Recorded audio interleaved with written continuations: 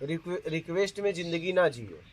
हाँ खूब। हाँ, आपको रिक्वेस्ट कभी ना करना पड़े। रिक्वेस्ट कर रही हैं, इसका मतलब कमजोरी मेरे आप अंदर ही आप कमजोर हैं, योग्यता से ज्यादा की इच्छा है। बराबर है। नहीं, रिक्वेस्ट करने की जरूरत नहीं है।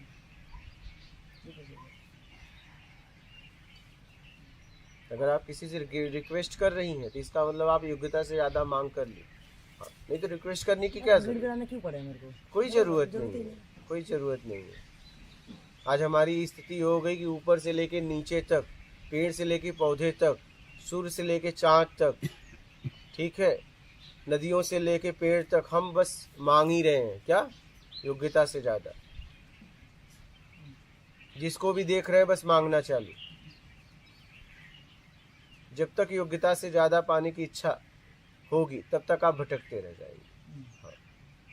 राग द्वेष में, क्योंकि योग्यता से ज्यादा आपको कोई देगा तो आपको एहसान जताएगा। जैसे ही आप उसके विरोध में खड़े होंगी तब आपको ताना मारेगा, वही ताना आपको घुटन जमीर ऐसे ही गिर गया अगर मैंने गिड़गिड़ाया। हाँ? बिल्कुल समझ रही है? बिल्कुल बहुत क्लियर। योग्यता से ज्यादा पाने की इच्छा का त्याग कर दीजिए। सीधी सी बात है। जितनी हमारी योग्यता, अगर कोई दे भी रहा है तो कह दो भैया क्यों दे रहे हो, क्यों क्यों दे रहे हो। वो एहसान कर हाँ, देने का भी आएगा। क्योंकि यहाँ कुछ फ्री में नहीं मिलता, दे क्यों रहे हो, कुछ तो बात है। मैं आपको न लौटाई, आप पहले बता दो। अगर मुझे ज्यादा दे रहे हो तो किस भाव से दे रहे हो, कोई तो बात होगी। क्यों देना चाहते हो मुझे, सबको तो नहीं दे रहे हो, मुझे क्यों दे रहे हो। हाँ, कहीं ना धन की इच्छा, या तो मेरे तन की इच्छा, या तो मुझसे ज्ञान की इच्छा, कुछ तो बात है। आपको क्या चाहिए ये सीधा बता दो। अगर मैं देने लायक रहूंगी तो दूंगी, नहीं तो आपका लूंगी नहीं। लेकिन मैं ले ली तो फंस जाऊंगी। तो जब भी योग्यता से ज्यादा मिले धन, ठीक है, इसके बाद आपको कुछ भी योग्यता से ज्यादा मिल रहा है खाने के लिए, बल के लिए, ठीक है, ज्ञान, तो आप देख लो भैया हमें क्यों दे रहे हो, विशेष हमको क्यों दे रहे हो। इतने लोग खड़े हैं, उनको तो नहीं दे रहे हो, जरूरत भी हमको क्यों दे रहे हो, कुछ तो बात है। तो बातचीत कर लो, बातचीत कर लो कि भाई सब अगर सब एक जगह है तो सब एक समान है, हमको क्यों चुना, क्या हमारे में देखा। क्योंकि मुझे तो आप जानते भी नहीं, यहाँ क्यों किसी को नहीं जानता, आपको पता है। बहुत क्लैरिटी है। यहाँ कोई नहीं जानता, यहाँ कोई किसी को नहीं जानता, यहाँ कोई किसी को नहीं जानता। बिल्कुल सही। मैं अपने को खुद को ही नहीं जानता तो दूसरा को नहीं जानेगा। कर्म से लोग एक दूसरे को जानते हैं, यहाँ कोई किसी को नहीं जानता, यही मैंने देखा। नहीं, बहुत क्लैरिटी है बात में, जबरदस्त। कर्म हटा दो, बात खत्म। कर्म के वजह से आप लोग आपको जानते हैं, कर्म हटा दो तो आप खत्म, मतलब ही नहीं, आपको कोई नहीं जानता, आपको कोई नहीं जानता। और यहाँ तक लोग चले जाते हैं तो लोग बंधन करवाते हैं, पितृ घर पे ना आए भूत बन के। हाँ, नहीं, हाँ, बड़ा परेशान कर रहे हैं, पितृ दोष है, जरा उपाय करो, इन्हें हटाओ। क्या? आपको कोई नहीं जानता, नहीं। और हमेशा हम जनवाने का प्रयास करते हैं, जानते हैं मैं कौन हूँ, अच्छा क्या करेगा वो जान के, तुमने जाना क्या। हम कहते हैं जानते नहीं मैं कौन हूँ, अच्छा क्या करेगा, क्या करेगा जान के वो,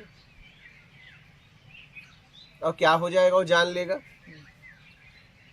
बराबर है। हाँ? एक पद को बता रहे हो ना, पद हटा दो तो आप एक पद बता रहे हो, और पद का परिचय ना दो तो आपका परिचय दो, फिर पद हटा के आपका परिचय दीजिए। शब्द ही नहीं रहेंगे आपके पास। शब्द तभी निकलते हैं जब आप कुछ सामने रहता है, दृश्य कुछ भी, नहीं तो शब्द नहीं आपको निकल सकते। शब्द के लिए कोई आधार चाहिए, बेस चाहिए, नहीं आप शब्द नहीं निकल पाएंगे। नहीं, विचार आने के लिए भी कोई आधार चाहिए, बेस चाहिए। हाँ, नहीं तो न शब्द न विचार।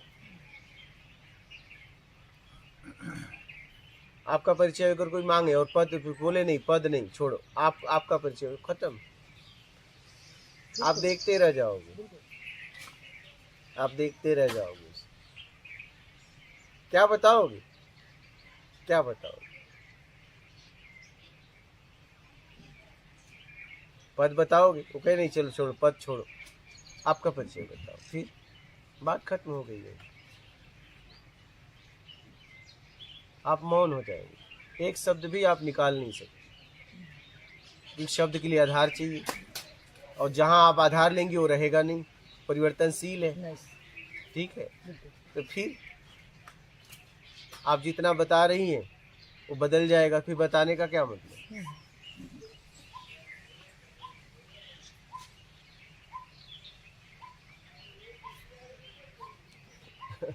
है तो बताओ। बिल्कुल दौड़ दो चार है आपकी बात, लाजवाब। कोई किसी को नहीं जानता है यार, यही तो मैंने, गुरु जी बहुत जबरदस्त। मुझे लोगों ने पूछा कि आप चले आते हैं, यहाँ लोग आते हैं जाते हैं, आपको मतलब क्या फर्क पड़ता है? आप क्या? हम कहे मेरे पास आता कौन है? मेरे पास कौन आता है? कौन आता है? मुझे कहाँ कोई जानता है? आपसे इतनी गुड बातें होती है ना, आप एक लाइन में करके मजाक वैसे करते हैं और हम सोचते हैं इस लाइन का क्या मतलब निकल गया भाई। अभी यानी आपसे मिलने कोई आता नहीं है। कहाँ आता है? बराबर है, आपसे तो नहीं है। आता है, मुझे तो कोई जानता ही नहीं। ये हवा छू रही है, महसूस कर पा रही हूँ, लेकिन पकड़ कहाँ पा रहे हैं। अब फिजिकल सॉलिड ये आंखें बाहर से आपका इसको देख रहे हैं। आते हैं जाते हैं, अपने लिए आए, अपने लिए चले गए, मेरे लिए कहाँ कोई है? मुझे तो लोग जानता, वो जानता ही नहीं, आएगा क्या?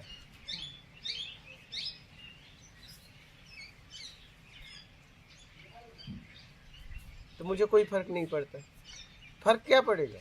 ना आने का ना जाने का। वो आया और गया। अगर मैं देखूं तो आया भी नहीं था, वो गया भी नहीं, क्योंकि वो अपने काम से आया था, वो आया नहीं था। काम हुआ चला गया, नहीं हुआ तो भी चला गया, तो आया कहाँ था? अगर मैं देख पाऊं तो देख पाऊं, आया भी नहीं था। अच्छा, हाँ, कहाँ आया था? अगर काम नहीं होता तो कहाँ आता? तो काम को लेके आया था, वो आया कहाँ था? वो कहाँ आया था? और क्या? बहुत ज्यादा। फिर कहाँ आया था? यहाँ कोई किसी के पास नहीं जाता, सब जरूरतें लेके जा रही है। यहाँ कोई कहीं आ नहीं जा रहा है, स्थिर है।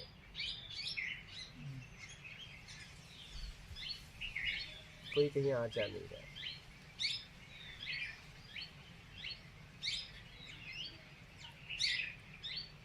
जरूरत हटा दो, काम हटा दो, बात खत्म। तो जरूरत में आ जा रहा है।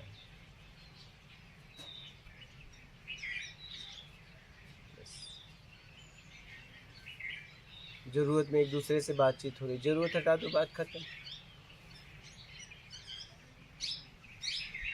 खत्म हो जाएगा, सब खत्म हो जाएगा। और जरूरत तुम्हारी है नहीं, शरीर की है। हाँ? तुम्हारी तो कोई जरूरत ही नहीं, शरीर की है।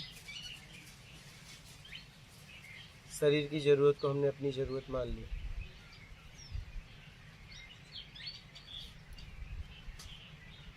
मुझे लग रहा है ये है तो मैं हूँ, नहीं, मैं हूँ तो ये है। बराबर, मैं हाँ। हूँ तो ये हाँ। बराबर है। तो फिर हाँ, ये नहीं है तो भी मैं हूँ, बराबर है। लेकिन मैंने क्या मान लिया है? ये है तो मैं हूँ। इनका इसको ही पकड़ बचाने लिया। में हम लग गए हैं। ये ये बचने वाला भी नहीं है। पता है, ये भी पता है, ये भी पता है, ये भी पता है, फिर बचाने का अनेक उपाय करते हैं, ये भी पता है। ऐसा नहीं कि नहीं पता है, पता है। पता नहीं है तो मन बुद्धि है, पागल है, बोझ है। बिल्कुल। हाँ, पता है ये नहीं बचेगा, फिर भी बचाना है, फिर भी बचाना है।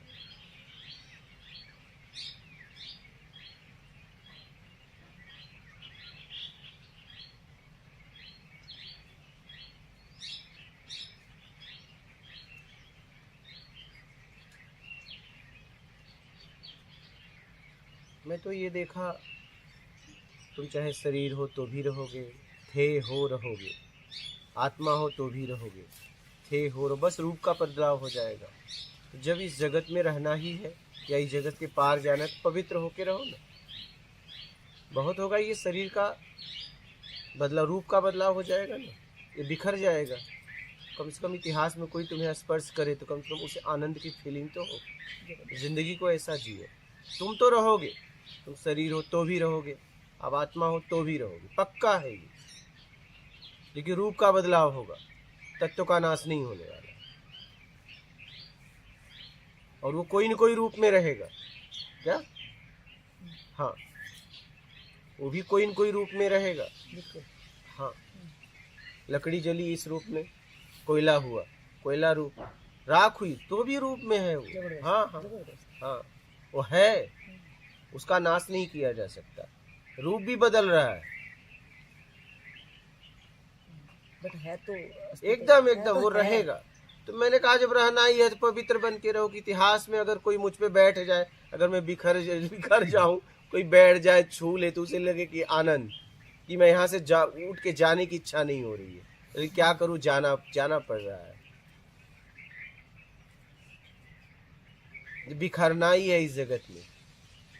शरीर हो तो भी, आत्मा आत्मा की तो बात छोड़ दो, बड़ी दूर की बात है। आप शरीर हो तो भी रहोगी। और जब बिखरना ही है तो पवित्र बनकर बिखरो, कि जब आपको लोग इतिहास में कभी कोई स्पर्श करे तो कहे कि यहाँ ये अब हाथ हटाने की इच्छा नहीं हो रही है, फिर भी हटाना पड़ रहा है। इस तरीके से जिए। मैं था, हूँ, रहूंगा, यही तो मुझे समझ में आया। जब रहना ही है तो पवित्र बन के रहो। अपवित्र बन के क्या मतलब कि कोई छुए तो तुरंत घुटन हो, कहाँ आ गए? नहीं, आ गए तो जाने की इच्छा नहीं हो रही। अगर इतिहास में मुझे कोई छुए तो उसकी हाथ हटाने की इच्छा ना हो और मैं उसे देखता रहूं, उसे कहना पड़े कि हाँ है क्या, उसे कह पाऊं कि मैं हूं यहाँ मैं हूं।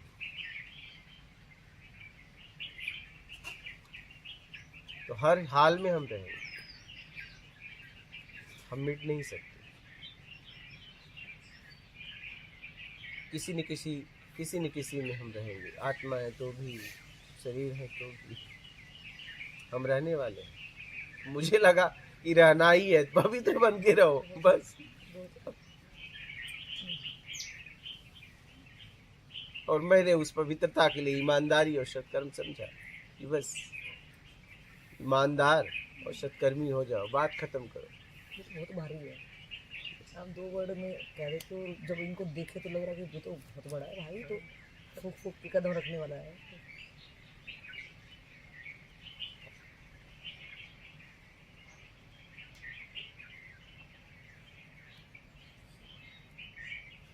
बहुत आसान है। जब योग्यता से ज्यादा आपको नहीं चाहिए तो बहुत आसान है। क्या? बिल्कुल। हाँ, और जब योग्यता से ज्यादा चाहिए तो बहुत कठिन है, फिर होगा ही उलझाव नहीं। है, फिर बहुत उलझाव है। हाँ, तब होगा नहीं, हम्म। होगा नहीं, होगा।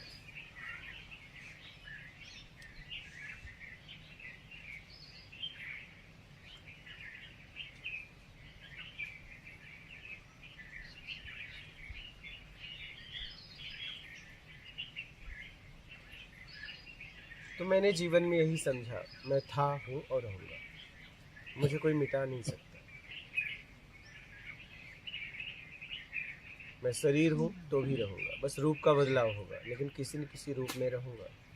कोई न कोई मुझे छुएगा। अगर मैं शरीर हूँ तो, आत्मा भी हूँ तो भी रहूंगा। इस लोक से कहीं और जाऊंगा। जब जाना है तो कुछ नहीं चाहिए तभी जा पाओगे, कुछ चाहिए तो नहीं जा पाओगे। ठीक है?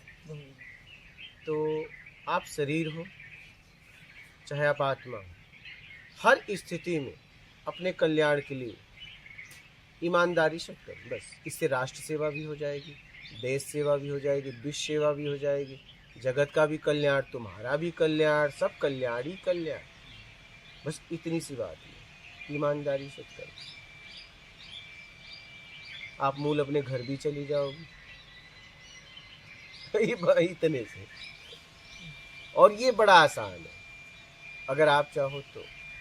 बस इसके लिए योग्यता से ज्यादा पाने की इच्छा का त्याग कर दो, बस बात खत्म।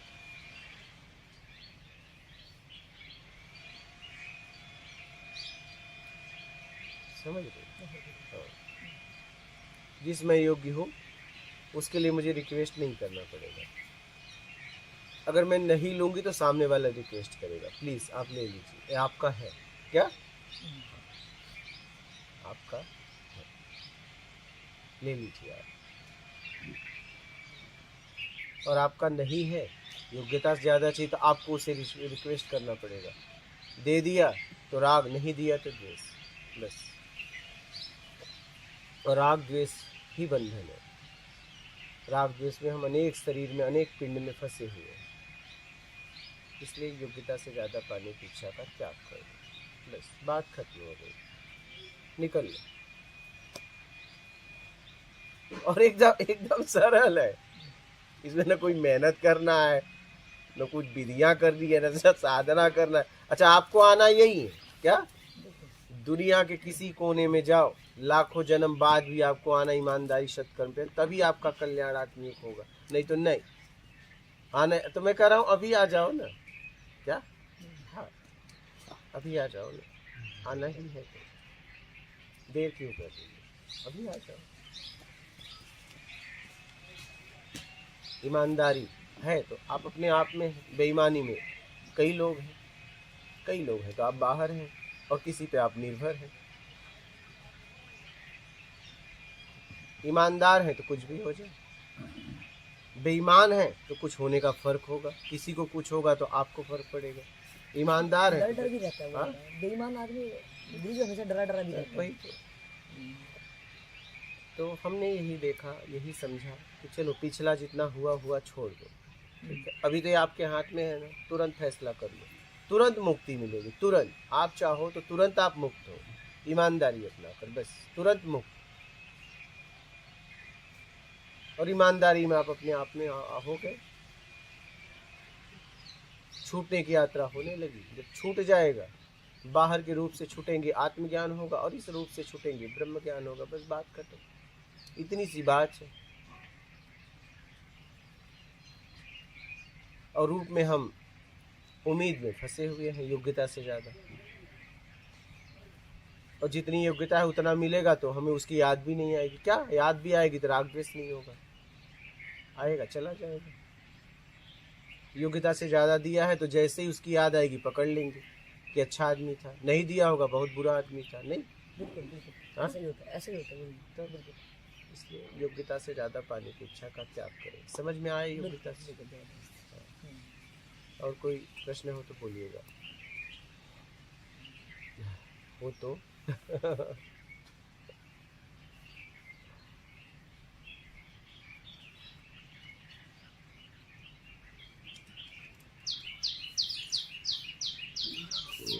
करना है तो एकदम सरल है, नहीं करना है तो एकदम कठिन है, बस।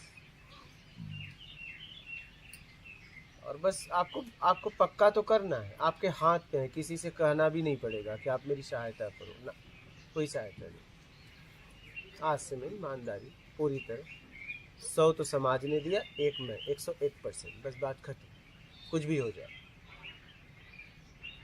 बस इतना पक्का कर लीजिए, बस बात खत्म।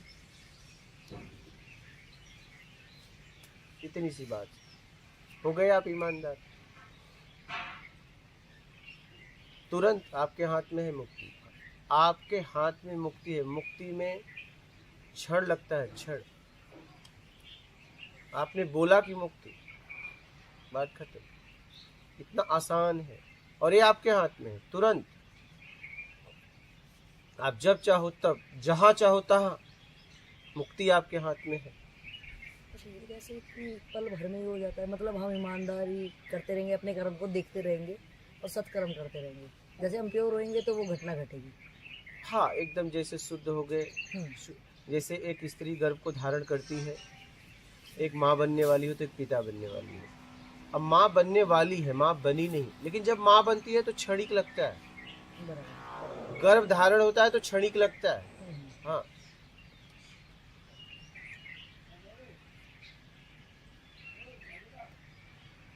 कोई काम आपने लिया, कोई काम नहीं था, काम की शुरुआत किया, क्या करे, काम करे, काम करे। काम जब पूरा होता है तो क्षणिक लगता है ये हो गया, क्या? हाँ, उसमें समय नहीं लगता, नहीं। आप पवित्र हो गई तो हो गया। आपको छूटने के लिए काम करना है, बस ईमानदारी सत्कर्म। अब ईमानदारी अगर आपने अपना ली तो आगे का बंधन बंधेगा नहीं। सत्कर्म के द्वारा पिछला हटाने के लिए आपको बल मिलेगा, बस सीधी सी बात, ताकत मिलेगी। बहुत आसान है, बहुत। मुक्ति मोक्ष बहुत आसान है। क्या आप चाहते हैं, बस अपने आप से पूछिए, बस।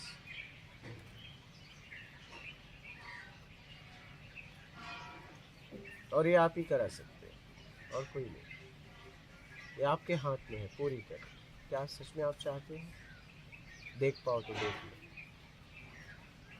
ज़्यादातर जाना कहीं और है, पता कहीं और का पूछ रहे हैं, जा कहीं और है, हमें खुद नहीं पता जाना कहाँ है, बस यूं ही चले जा रहे हैं। क्या पक्का कर लीजिए जाना कहाँ है, बस आप पक्का तो करिए, पक्का कर लीजिए क्या चाहिए, यात्रा होने लगी, पक्का तो करिए।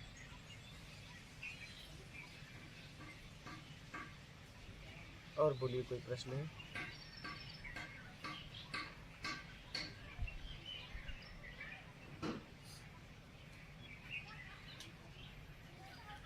तो जैसे अष्टावक्र गीता पढ़ रहे थे, तो कहते हैं उनको रकाब में रखते ही वक्त ही राजा जनक ही गए। हाँ। तो उन्होंने जो ईमानदारी सत्कर्म, उन्होंने उस टाइम पे ये भी तो किया था कि जो अगर शास्त्र में कोई हरा देता, आत्मज्ञान नहीं करवाता, तो उनको जो भी पंडित या विद्वान थे उनको वो जेल कर वो देते। सिस्टम देता था, हम्म, वो सिस्टम देता था, वो नहीं देते थे। राजा कभी अपराधी नहीं होता है। किसी को फांसी हो रही तो उसके कर्म की वजह से हो रही है, इसमें बराबर। राजा का दोष नहीं है। वो ठीक है। मेरा क्वेश्चन था कि जिस टाइम पे उसको मतलब हाँ, उसने ये मान लिया होगा कि मेरे को भी चाहिए, वो आत्मज्ञान के लिए इतना तत्पर हो गया था कि अष्टावक्र ने मैं क्लियर कर देता हूँ जी इसको, जी क्लियर कर देता हूँ। जब राजा जनक को स्वप्न आया है, उन्होंने शर्त रख दी कि इसका उत्तर देने वाला, उन्होंने स्वप्न से पहले राजा, फिर स्वप्न में बंदी, और फिर देखे तो राजा। तो वो ये पूछना चाहते थे कि आखिर सत्य क्या है। उन्होंने विद्वानों की सभा रख दी, उन्होंने 2 ऑप्शन रख दिए, एक चांदी का सिंहासन, एक सोने का सिंहासन। चांदी के सिंहासन पे बैठ के जो व्यक्ति जवाब देगा उसे आधा राजपाट दिया जाएगा, या तो आजीवन कारावास गलत हुआ तो। सोने के सिंहासन पे अगर कोई बैठ के जवाब देगा, उसे जो मांगेगा वो, और जवाब गलत निकला तो फांसी की सजा। लोग विद्वानों की भीड़ लग गई। अष्टावक्र ने बात सुनी, उन्होंने कहा मैं माँ जाना चाहता हूँ। माँ ने कहा कि मैं पिता को खो चुकी हूँ, तुम्हें नहीं खोना चाहता, क्योंकि उनके पिता राजा जनक के सभा में हार कर, लेकिन उन्हें मृत्यु दंड वगैरह नहीं दिया गया था। वो कुछ करवा रहे थे, उसमें विद्वान चाहिए था, तो किसी तरीके से हरा कर उन्हें उनके विद्वता का पता लगाकर उनको उस काम में ले जाते थे। वो कोई दंड नहीं था, आप समझ रही हैं? ये बात राजा जनक को पता थी, तो बोले मैं जाऊंगा। जैसे ही वो गए और जैसे ही वो सभा में पहुंचे, लोग 8 जगह से कुबड़े थे, लोग देख के हंसने लगे कि ये कहाँ से। तो जब उन लोगों का हंसना बंद हुआ तो ये हंसने लगे, और जब ये हंसने लगे तो राजा जनक को भरोसा हो गया कि कोई मेरे प्रश्न का जवाब देने वाला आ गया। तो उन्होंने कई उदाहरण दिए। गन्ना टेढ़ा मेढ़ा हो सकता है, उसकी मिठास टेढ़ी मेढ़ी नहीं हो सकती। जलेबी टेढ़ा मेढ़ा हो सकता है, उसकी मिठास टेढ़ी मेढ़ी नहीं हो सकती। और जाके सीधा, तो उन्होंने कहा कि मैं तो सोचा था कि राजा जनक के सभा में विद्वान बैठे हैं, ये तो चमारों की सभा। चमार का मतलब कोई जात नहीं, ब्राह्मण क्षत्रिय वैश्य शूद्र तो 4 हमारे अंदर है। बराबर, आपने क्लियर किया। हमने क्लियर भी उसको कर लिया, पृथ्वी के हर जीव में है। बिल्कुल। तो मतलब चमड़े को देख के, आवरण को देख के अगर कोई इज्जत दे रहा है सामने वाले को, उसका चरित्र नहीं देख रहा है, ठीक है, तो वो चमार है। क्या वो चमार है? चमड़े को देख रहा है, आवरण को देख रहा है, वो उसको चमार बोला गया है। फिर वो जाके क्या करते हैं, सोने के सिंहासन पे बैठ जाते हैं। राजा जनक को एकदम भरोसा हो जाता है कि कोई आ गया, तो कहते हैं राजन अपने प्रश्न को रखिए। तो जैसे ही वो प्रश्न करते हैं, बोलते हैं नहीं, पहले सिंहासन छोड़ो। प्रश्नकर्ता नीचे होता है, उत्तर देने वाला ऊपर होता है। पहले आप राजगद्दी छोड़ के नीचे आओ। तब वो राजगद्दी छोड़ के नीचे आते हैं और तब वो कहते हैं कि आपको इसका उत्तर चाहिए कि आत्म अनुभूति करनी है। सिर्फ आपको शब्दों से उत्तर चाहिए कि आपको आत्म अनुभूति करनी है। तो कहते हैं नहीं, मुझे आत्म अनुभूति के साथ उत्तर चाहिए, सिर्फ उत्तर नहीं चाहिए। तो बोले चलो हमारे साथ चलना पड़ेगा। बोले वो बता देते हैं कि राजन, न तो ये पहले ये सच था, तुम राजा थे, न तो स्वप्न, न तो ये। फिर इसके बाद कहते हैं मुझे अब आत्मानुभूति कराने के लिए मुझे दक्षिणा चाहिए। दक्षिणा में या तो तुम मुझे मन दे दो या तो राजपाट। ठीक है, अब राजा जनक राजा थे, अब यही समझना। वो कहते हैं मैं अपनी पत्नी से विचार विमर्श करता हूँ। देखिए कितने ईमानदार थे। देखिए वो तो वही कह देते कि आप जो मांगो दे देता हूँ। बोले नहीं, मैं अपनी पत्नी से विचार विमर्श करता हूँ। और वो अपनी पत्नी के पास आते हैं, कहते हैं कि ऐसी ऐसी बात है। तो उन्होंने कहा कि देखिए हम राजा हैं, हमें सुख भोगने के लिए, राज्य चलाने के लिए हमें धन चाहिए। तो राजपाट एक काम करो, खुद ले लो, ठीक है, अपने पास रख लो और मन गुरु को दे दो। तो उन्होंने राजपाट किसको दे दिया? अपनी पत्नी को। ध्यान से समझिएगा। अब उनके पास क्या रहा? एक मन बचा, गए गुरु को दे दिए। अब कौन बचे? राजा जनक। मन भी हट गया और वो भी हट गया। बोले राजन, उन्होंने घोड़ा लगवाया। बोले आप इस पाँव को इस पाँव पे कर दोगे, हम ज्ञान करवा देंगे, आपको आत्मबोध हो जाएगा, आत्मानुभूति हो जाएगी। तो एक पाँव रखे, जैसे ही रखे बोले मेरा मन नहीं है। क्या? मेरा मन नहीं है। रुक गए, रुक गए, रुक गए, स्थिर हो गए।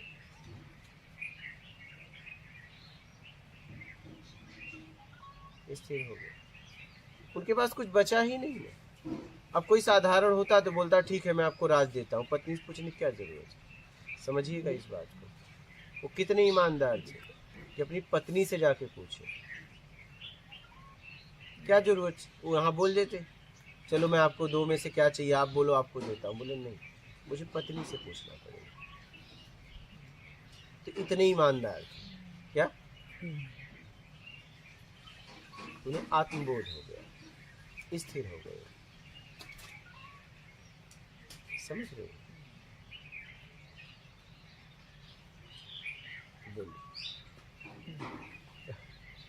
वो ईमानदारी पवित्रता ही पहले से थी, प्यारी पहले से। अब देखिए ना कि अपनी पत्नी से पूछने जा रहे हैं। हाँ?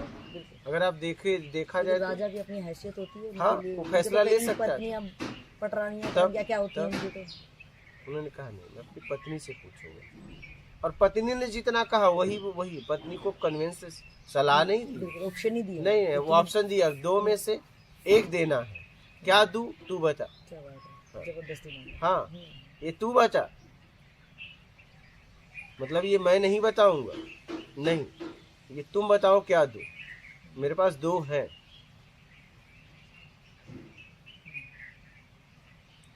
ठीक है, पहले ही अछूते लग रहे हैं जैसे कि वो तो उनको तो टच ही नहीं हो रहा। भाई देखिए ना आप इस बात को। बिल्कुल जैसे है भाई, लेना तूने ले लो जो भी लेना। हाँ, दो है। तू ही उठा ले जो तूने। मैं तो ये गुरु ने कहा तेरे पास दो है, एक मन एक राज है। ठीक है, तो ठीक है मैं अपनी पत्नी से पूछ लेता हूँ। तो दो है, बताओ क्या दूं। उन्होंने कहा मन दे दो, राज रख लो। ठीक है, राज दे दिया पत्नी। उन्हें तो कुछ नहीं चाहिए था। उन्हें कुछ चाहिए होता तो फिर पत्नी के पास क्यों जाते। तो राज पत्नी को दिया, मन गुरु को दिया, बचा क्या? कुछ नहीं। हो गया आत्मबोध, आत्म का ज्ञान। समझ रहे? ये तैयारी तो हमें ही करनी है। आपने रिजल्ट होगा दिया भैया, ऐसे हो सकता है। इसलिए मैं कहता हूँ कुछ नहीं चाहिए। मैं आ जाऊँ।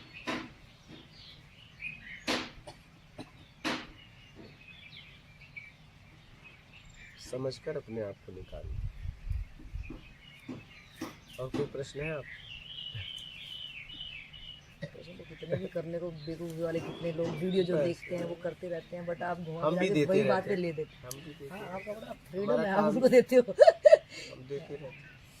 हमारा वो 1000 रुपए वाला जो पंडित हाँ। सा कोई आया था वो बकवास आज आया। देते रहते हैं, हमारा काम है देना। ठीक है, आप लेके खुश रहो बस। नहीं, आप लाजवाब, उनकी बातों को बड़ा मोल्ड कर देते हो। हाँ। घर जाके वो भी तो सोचता होगा हाँ, तूने जो बकर बकर कर दी थी कर है, लेकिन ये ईमानदारी सपने में वो भी क्या था, निकल ले बेटा तू। मेन यही अपना लीजिए, बहुत प्यारा है। ईमानदारी और सत्य। आप कहिए, आप मैं तो वही गुड़गांव से आई हूँ, इनके साथ ही आई हूँ। आप भी कभी देखे कि नहीं? नहीं देखी हूँ, ये सुनते हैं, इनके साथ ही सुनती है। गुरु जी जो आप क्वेश्चन कर रहे हैं ना, हाँ। हम मैंने इसकी ट्राई भी करी है, प्रैक्टिस कर रहे थे। गुरु जी जाके बोले तू बता क्या बोलेगी फिर। मैं क्या सेम यही क्वेश्चन होने वाले। कहती मैं क्या बोलूँगी। तो मैंने बोला कि ये बोलेंगे भाई तुम, तेरे को कैसे मिले, तो फिर तू सुनती है कि नहीं। नहीं वो साथ में ही सुनते हैं यार, वैसे सुनते हैं। चलिए, समझ में आ रहा है। डिस्कस भी करते हैं साथ में। आपके कोई प्रश्न है? नहीं ऐसा तो कोई नहीं। ईमानदारी सत्कर्म अपना के निकल हाँ, जाओ। मेरा तो यही कहना है। जबरदस्त। और जब से वीडियो सुन रहे हैं हम यही बात करते हैं भी ईमानदारी सत्कर्म करके निकल लो बस। और हर समय आप जांच वाली मशीन पे खड़े हैं, ये ध्यान हाँ, रखें। बराबर हर है, वक्त बिल्कुल। उठते जागते सोते बैठते वो तो नहाते।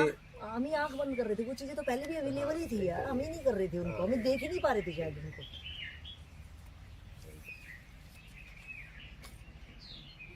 अब समझ के निकल, समझ भी है, ज्ञान भी है, मिल रहा है। बिल्कुल, हाँ, अब देर मत करो, अब निकल लो। ठीक है। वो तो निकल ही जाएंगे, हाँ। निकल ही जाएंगे।